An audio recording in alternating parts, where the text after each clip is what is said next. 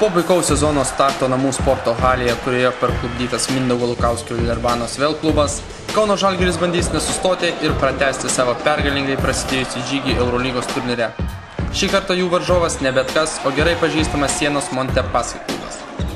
Kauno Žalgirio komandoje per pirmąjį Eurolygos susitikimą išryškėjo tie krepšininkai, iš kurių labiausiai ir buvo tikimasi gero žaidimo. Martynas Pocius labai solidžiai debiutavo stipriausioje Europos lygoje. Gynėjas pelnė 16 taškų, atkovojo 3 kamuolius ir atliko 3 rezultatyvius perdavimus. Kitas komandai priekį vedęs lietuvis buvo perspektyvusis Mantas Kalnietis. Nors ir žaidėjo pozicijoje rungtyniaujantis 1,95 cm ūgio gynėjas ypač dažnai šaudė pro šalį iš tolimų distancijų ir ganėtinai dažnai klydo, jam tai nesukliudė pelnyti 17 taškų ir atkovoti 3 kamuolius. Komandos amerikiečiai Markusas Braunas ir Travisas Watsonas puikiai susitvarkė su pirmomis savo užduotimis. Nors Markusui Braunui neįtin sėkmingai sekėsi atakuoti, tačiau sumetęs visas 6 baudas, jisai surinko 16 taškų.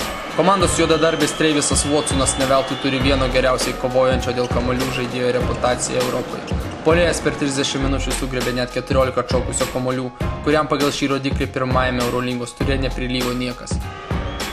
Sienos Montepaschi komandoje galima išvysti tikrai skambių pavardžių, tokių kaip Kšištofas Lavrinovičius, Henry Domerkantas, Terelas McIntyras, Niko Zisis, Romeinas Sato.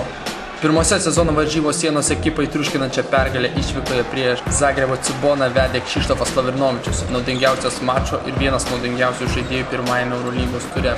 Nuo suolo pakilęs lietuvis ir aikštelėje praleidęs vos 25 minutes, pelnė 26 taškus, pataikydamas 70% metimų žaidimo. Puolėjui Romeinui Sato prireikė 16 minučių, kad pelnytų 14 taškų ir sugriebtų 3 kamuolius.